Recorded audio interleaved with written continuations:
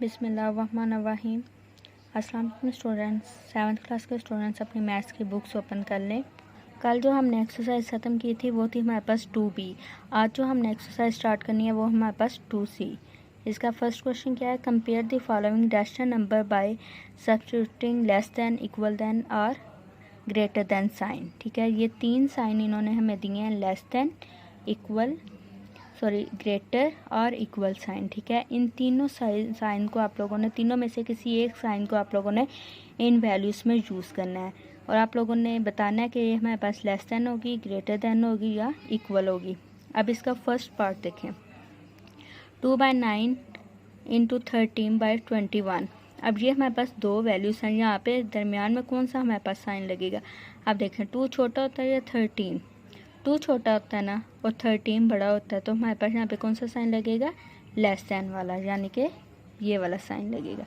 कैसे हम लगाएंगे? इस तरह, 2/9 लेस दैन 13/21। अब ये हमारे पास छोटी थी इसलिए हमने लेस दैन वाला साइन लगाया। इसका पार्ट 6 देखें, ये हमारे पास 7/24 है, ये भी वैल्यू हमारे पास 7/24 है, यानी कि दोनों वैल्यूज इक्वल हैं, तो हमारे पास दरमियान में साइन हम कौन सा यूज़ करेंगे? इक्वल का साइन यूज़ करेंगे। ठीक है, एक मैंने आप लोगों को लेस दैन का बताया, एक इक्वल का बताया। अब एक पार्ट जो है वो मैं ग्रेटर दैन का बताऊँगी और बाकी जो पार्ट्स होंगे वो आप लोगों ने खुद करने हैं।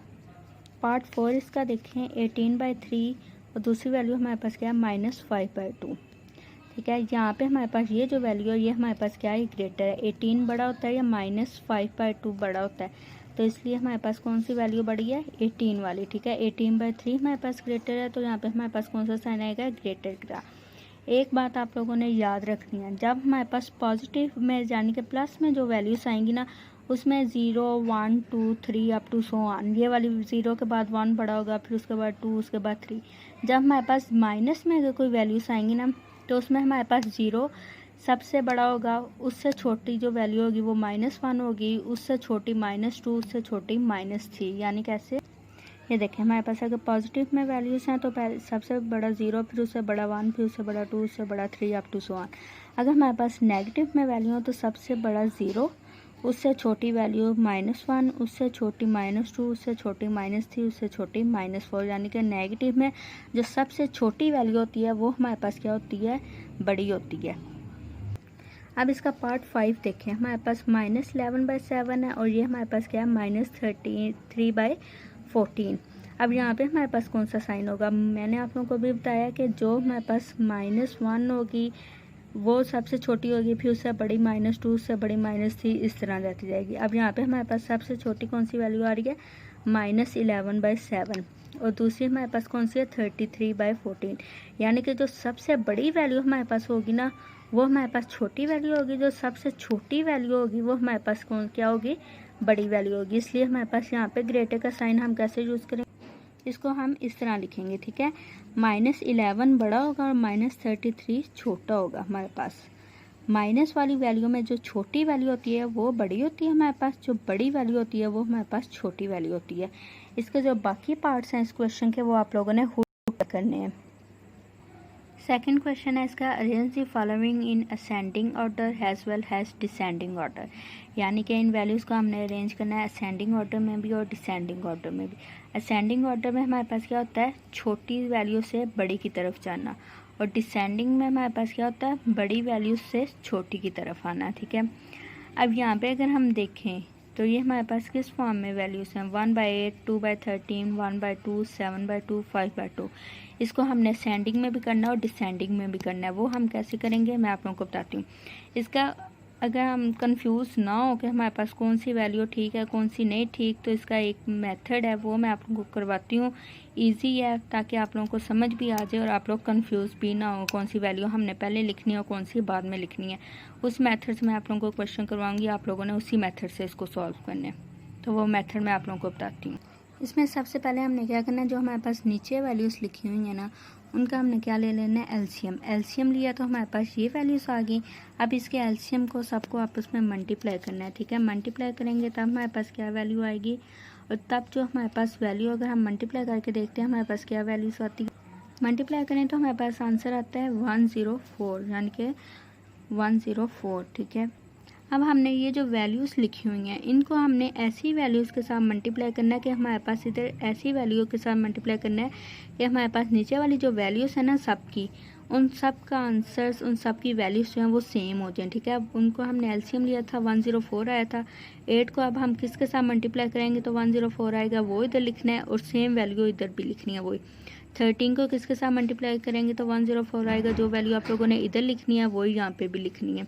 इसी तरह 2 को किसके साथ मल्टीप्लाई करेंगे तो 104 आएगा, वही वैल्यू इधर लिखनी है वही इधर लिखनी है।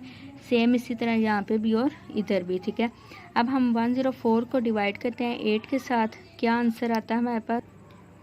ये देखिए हमने डिवाइड किया 8 को 104 के 8 के साथ डिवाइड किया तो हमारे पास 13 आंसर आ गया। ठीक है, 8 को मल्टीप्लाई कर देना है 13 के साथ, उसी वैल्यू को हमने ऊपर भी वैल्यू के साथ मल्टीप्लाई करना है। जैसे इसको 8 को 13 के साथ मल्टीप्लाई करेंगे तब 104 आएगा, सेम इसको 52 को 2 के साथ करेंगे, सेम हमने 52 भी ऊपर लिखना है, यहाँ पे भी 52 आएगा और इधर भी 50। अब इन सबको आपस में मल्टीप्लाई करके देखना है, फिर आप लोगों ने फाइंड आउट करना है कि ये सेंडिंग ऑर्डर में या डिसेंडिंग ऑर्डर में। अब ये हमारे पास वैल्यूज़ को मल्टीप्लाई करके आंसर आया है। अब इन वैल्यूज़ के थ्रू हम फाइंड आउट कर सकते हैं कि सबसे छोटी वैल्यू कौन सी है, उससे बड़ी कौन सी है, उससे बड़ी कौन सी है, उससे बड़ी कौन सी है। अब देखें हमारे पास यहाँ पे हम इजीली फाइंड आउट कर सकते हैं, लेकिन क्वेश्चन में देखें यहाँ पे हमारे पास 7/2 था। आप लोगों ने इस वैल्यू को सबसे फर्स्ट पे लिख देना था या इस वैल्यू को सबसे लास्ट पे लिख देना था। ठीक है, सेंडिंग या डिसेंडिंग करते वक्त। लेकिन अब हमें यहाँ पे सही समझ आई है कि हमारे पास सबसे छोटी वैल्यू कौन सी है, उससे बड़ी कौन सी है, उससे बड़ी कौन सी है, उससे बड़ी कौन सी है। ठीक है, इस तरह आप लोगों ने सेंडिंग को भी फाइंड आउट करना और डिसेंडिंग ऑर्डर को भी फाइंड आउट करना है। अब इस वैल्यूज़ को हम इसके थ्रू देख के हम इस वैल्यूज़ को सेंडिंग और डिसेंडिंग में सॉल्व करेंगे। अब ये देखें इस वैल्यूज़ को हमने देख के हमने सेंडिंग और डिसेंडिंग का फाइंड आउट किया। असेंडिंग ऑर्डर में सबसे पहले हमारे पास इस आंसर की वैल्यू हमारे पास क्या है 1/8, हमने 1/8 लिखा। फिर उसके बाद 16 बड़ा होता है, इसकी हमारे पास क्या वैल्यू 2/13, हमने 2/13 लिखा। फिर 5/2, 52/104। ये तीनों वैल्यूज़ को अगर हम देखें तो ये 7/2, 7 सबसे बड़ा है, इसलिए हमने इसको क्या कर दिया लास्ट पे लिख दिया। लेकिन हमारे पास आंसर इसका सेम इन तीनों वैल्यूज़ का आ रहे थे, इसलिए हमने सबसे पहले छोटी लिखी, फिर उससे बड़ी लिखी, फिर उससे बड़ी लिखी है। डिसेंडिंग में हमने क्या करना होता है, बड़ी से छोटी की तरफ जाना होता है। अभी तक देखें सबसे बड़ी हमारे पास कौन सी वैल्यूज़ है, सॉरी डिसेंडिंग में हमने छोटी से बड़ी की तरफ जाना होता है। डिसेंडिंग में हमने क्या करना होता है, बड़े से छोटे की तरफ जाते हैं। ठीक है, सबसे बड़ी वैल्यू हमारे पास क्या है 7/2, फिर उसके बाद 5/2, फिर उसके बाद 1/2। ये सबसे हमारे पास क्या थी, बड़ी वैल्यूज़ थी। उसके बाद हमारे पास सबसे छोटी वैल्यू, उसके बाद छोटी वैल्यू कौन सी है 16/104 यानी कि 2/13। फिर उसके बाद हमारे पास कौन सी है 13/104 यानी कि 1/8। ठीक है, आप लोग को सेंडिंग और डिसेंडिंग ऑर्डर की समझ आ गई है। बाकी पार्ट्स आप लोगों ने इसके जितने भी बाकी पार्ट्स हैं वो आप लोगों ने खुद ट्राई करने हैं। और आज के लिए इतने काफ़ी है, क्वेश्चन नंबर 30 का मैं कल करवाऊंगी। आज के लिए इतने काफ़ी है, आप लोगों ने इसको ट्राई करने हैं। अगर आप लोग से हो जाते हैं तो ठीक है, वरना आप लोग मुझसे पूछ सकते हैं। अल्लाह हाफिज़।